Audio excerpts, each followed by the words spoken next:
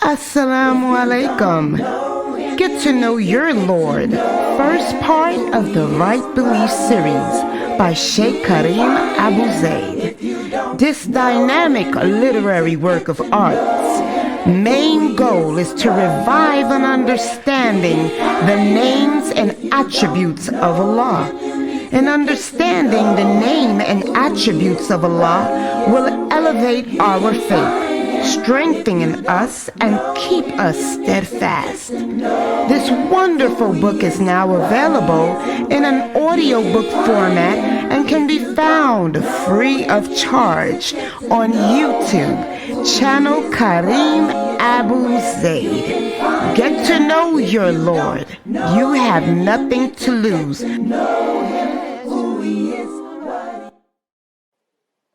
You will make it through. The fitra is awake in you. With Quran and Sunnah by your side, here's a place where it will thrive. You will make it through. You will make it through. The fitra is awake in you. With Quran and Sunnah on his side, here's a place where it will thrive. You will make it through. With Quran and Sunnah on his side, here's a place where it will thrive. You will make it through. Yeah, tonight we're covering pages 314 to 317. We're going to be speaking about the criteria and the qualifications that we should seek out when hiring people to educate us. You know, when we're looking for people to educate us, and also when we're looking for who to educate our children. There are certain things to look for, certain qualities, certain qualifications, and the like. And that's what we're going to be covering. Give me a sec. I'm trying to set it up on my phone so I can see too, since I don't have Fame here. Okay. All right. Here we go. Okay. So, specific qualifications and characteristics are expected of educators so as they can cultivate a learning environment that will consist of all the concepts and principles of allegiance. So you don't just want a secular qualifications, but you want there to be qualifications on a religious level as well. Okay, and when you hire someone to be a teacher or an educator, the educator should have a deep understanding of guidance that comes from the Quran and the Sunnah. They should know the basics, in other words, of this religion. They should know what wal Bara is. They should know what the Shahada means. Okay? They should know what good character, how Allah defines good character and good morality. For example, Allah tells us in the Quran, in the interpretation of the meaning, fear Allah as much as you are able to, and listen and obey, and spin in the way of Allah, because this is better for you. Okay, so they should have simple understandings, you know, like this, of the basics of Islam. They should know what it means to listen, to obey, and how to help others and all of that. And they should also be people who promote Islamic culture, not cultural Islam. Y'all understand what that means? It's not about Arabism. How many of you hear these Arabs always saying, oh, Arabic is the language of paradise. If you can't speak Arabic, you will never understand how to worship your Lord correctly. You'll only know 10%. This is garbage. Who said that? Who said that? Allah doesn't say that. The Prophet doesn't say that. living proof that that's not true. I don't speak Arabic, but you mean to tell me I don't understand my deen when I teach it better than most Arabs do? Subhanallah. Okay, so they have to promote Islamic culture, not cultural Islam. Arabism is not Islam. Y'all always hear me say that. Arabic is a language. It's not a religion. And we don't worship Arabs either. There's going to be a lot of Arabs in hell. Don't y'all know that? Abu Jahl, Abu Lahab, they were Arabs. They're going to, and look where they are. So the educators that you hire, they must embrace and promote pure, authentic Islam and not culture.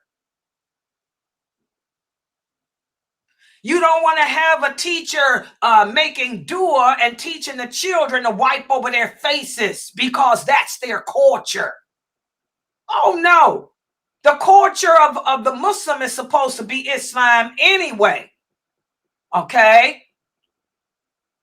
You don't want to have a teacher that's racist because in their culture, they don't like Chinese people. Or in their culture, the Mongols destroyed them. You don't need that type of garbage. Remember, the Prophet Muhammad sallallahu alaihi wasallam is described as a mercy sent to all the world, the whole earth.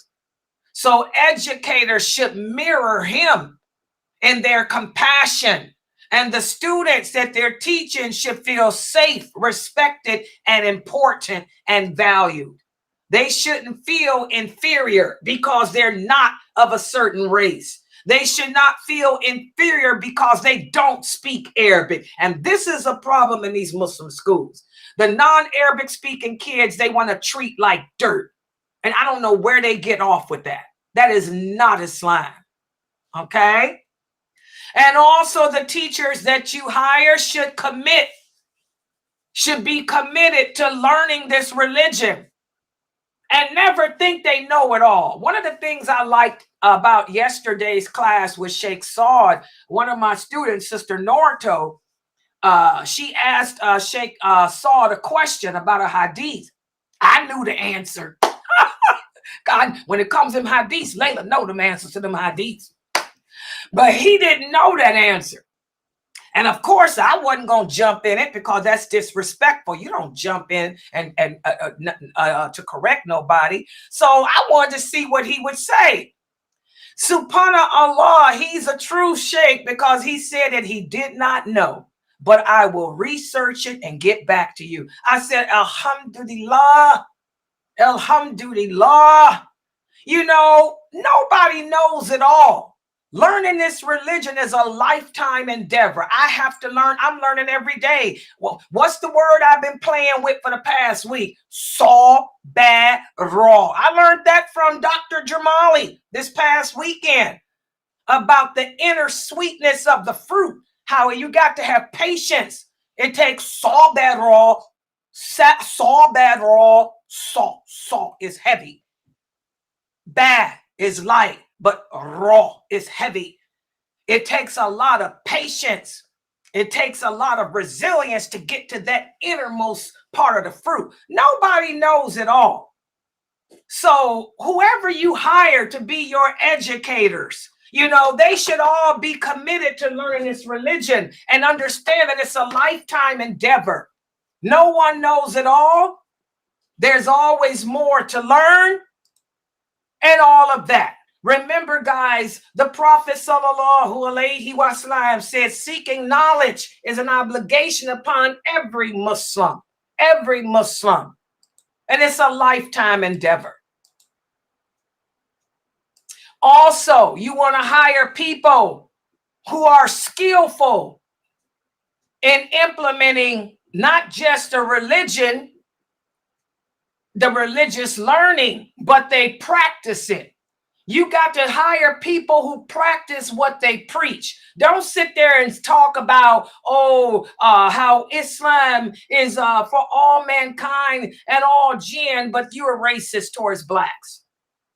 Don't sit there and talk about, oh, how we Muslim women, we're supposed to be modest and we're supposed to be this. And then as soon as you go home, you take off your hijab and put on some tight jeans and go sit outside where everybody can see you on your patio. There's a Muslim woman over here where I live at who does that. When I'm sitting outside at night writing in my book, she's out there. Everybody can see her. She got her hair out. Sometimes she'll have on shorts. She's Arabic too. You ain't supposed to be sitting on your patio, on your balcony like that, where everybody can see you naked. And then when you go out to the car to go shopping, you got on an abaya and stuff. Come on, you're defeating the purpose. So you want people who don't just say that they believe in Allah, but they practice it. And also you want to hire educators who can speak. This is a big problem in the West. They got to have good command of the English language. One of the sisters on YouTube left a comment on one of my shorts when I was talking about the khutbah, how it's innovation. The Prophet Muhammad sallallahu alaihi wasallam didn't have 3 or 4 khutbahs on Friday.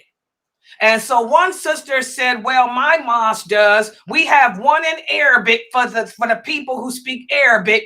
Then an hour later, we have it in English. Well, whoever that is shouldn't be teaching. This ain't Arabia. This is Oze Tazuni. This is America. The language in America is English. If you can't speak English, you better go on back to Arabia. How you living here and you don't speak English? How you going to drive? How you going to school? How you going to work? How you going to the store? You supposed to speak the language that the people understand. The Prophet sallallahu alaihi wasallam, when he sent Mu'ad as the first ambassador of this religion, a first messenger to the people, he said, oh, make sure you speak the language that the people understand, because you want them to be able to understand you. If you got people in your community who speak Arabic, you have their family translate to them. But you don't sit here and do no 2 khutbahs, one in Arabic and one in English and another one in Spanish. Are you out your mind? That ain't Islam. They have to have good communication skills. They have to be able to communicate clearly to the people. How can you explain paradise and hell if you can't articulate? That's why I'm big on my students here. I tell my students, y'all got to learn how to talk. Y'all got to get out of this hood mentality where you can't speak. Y'all better learn to put them words together into a sentence. You better fall back on what you should have learned in school. You have to be clear and engaging. Okay, the people need to know the truth. The people have to understand the religion correctly. Like the Prophet sallallahu alaihi wasallam told one companion, he said, if you can't answer the question in detail, then that means you don't understand it. If you can't explain, that's what he said, if you can't explain your answer, then that means you don't understand it. He said the difference between knowledge and understanding is this. He said knowledge is when you simply memorize something. You memorize what you hear. But knowledge, understanding is different. Understanding is when you take what you've heard, put it in your heart, and act on it. Why is it a lot of Muslims don't act on this religion? They're not practicing it correctly because they don't understand it. They can't articulate it. They can't describe it. They can't explain it. So that's why they don't know nothing. Subhanallah. So you have to have educators, teachers who can communicate well, who can break things down, who can explain things well. Because as the Prophet sallallahu alaihi wasallam said, this religion appeals to anyone, and anyone can understand it as long as they have common sense. So you have to have teachers that can articulate with common sense. Subhanallah. And also it has to be a positive learning environment. You should want the people to want to come and learn from you because of the ethics, the Islamic ethics that you incorporate in your classes and the etiquette that we use. Okay? And also, since no one knows it all, there should always be training, regular training for the teachers. The teachers should undergo extensive and specialized training because we forget. SubhanAllah, why do I teach every day the same thing? It helps keep my memory. It helps keep my memory vibrant. And also, I'm always learning. Dr. Asim will send me stuff in Arabic. Read this. What does it mean? Sheikh Morsi, what does this mean, Sister Layla? Break it down, Sister Layla. He'll join one of my live classes and say more, explain it. What's the history? More. So even myself, I'm always undergoing training to assure, that my knowledge is correct and also to learn more. And also, whatever curriculum you have, and this is really important, it should also include history, the history of Islam. The history of Islam, there's no book you can buy on it. The history of Islam is the life of the Prophet Muhammad, sallallahu alaihi wasallam. The history of Islam is the lives of the companions. You have to learn about the companions of the Prophet, sallallahu alaihi wasallam. You have to learn about the life of the Prophet's wives, because that's history in the making. So your curriculum should include seerah, the story of the companions, the stories of the wives of the Prophet, like I started us off with today. Most Muslim women don't know that all the Prophet's wives worked. But they all worked from home, including Khadijah, radiyallahu anha. Okay? And of course, you want to incorporate secular knowledge as well. Okay? Secular knowledge, math, science, English, and all that type of stuff. Reading comprehension skills. All of that type of stuff should be part of the curriculum too. And also, the teachers should have a lesson plan, just like I do.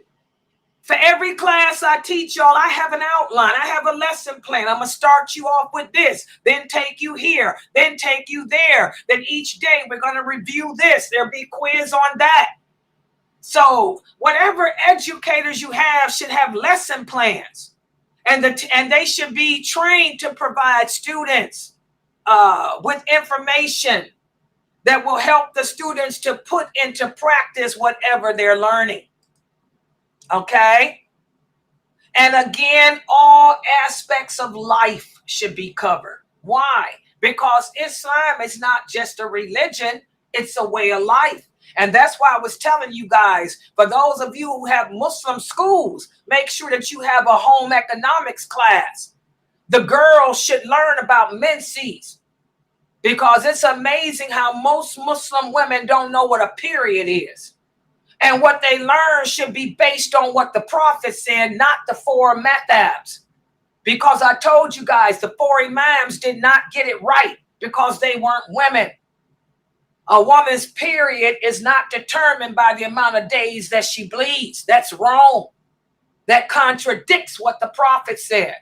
So there should be home economic courses, sex education courses, and stuff like that.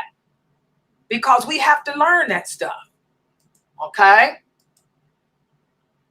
Also, your educators should be trained on how to manage their classrooms, how to deal with people. They should have good interpersonal communication skills.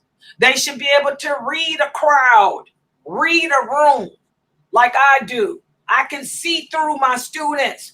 And I'm talking about the ones that are my regular students in my Zoom room. I can read through the lines. I can tell when something's different. You have to know how to read the people. You have to be able to look beneath the surface and figure out from a person's voice, from a person's action, that something else is going on. And also know when to hold and when to fold. Show kindness to children, kindness and respect to the elderly. This is a big problem today. Most Muslims today have no respect for the elderly. SubhanAllah. You look at a person like myself. I am 63 years old. 63 years old. Do you know how disrespected I get by these little 20, 30, 40, 50-year-old little girls? You're a little girl. Go somewhere and sit down. Who are you? Come over here and learn from this old woman. I'm old enough to be your grandmother, your great-great-grandmother. How dare you think you can challenge me? You better sit your butt down, little girl. We don't have respect for our elderly people anymore. So you want to make sure that your educators are respectful in their dealings with their students, their dealings with the elderly, and all of that. Because our Prophet Muhammad sallallahu alaihi wasallam taught us how to treat the young, how to treat the elderly, how to treat the sick, and all of that. Okay? And again, everything should be based on the Quran and the Sunnah. Your educational environment should be governed by the Quran and the Sunnah.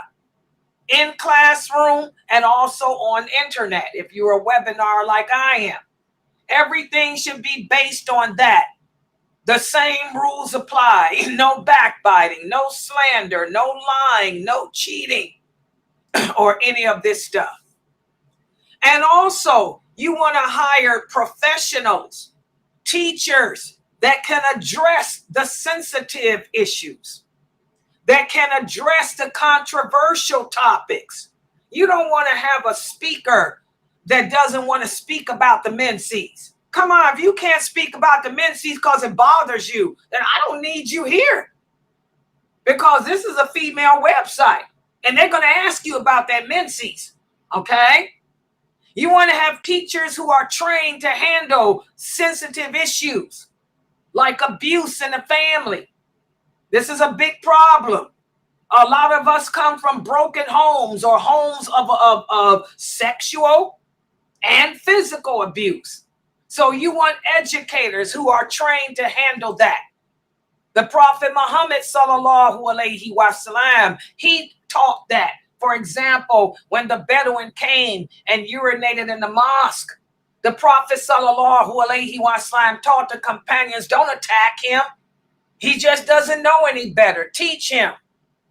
And that's the same thing we do in our Zoom room. Sometimes people come in and type and act ignorant on the microphone.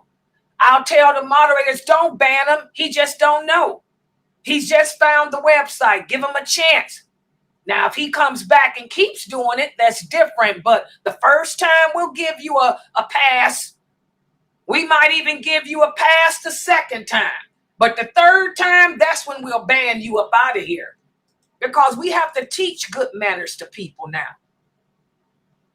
And also, if you're dealing with children, you want to also deal with their parents.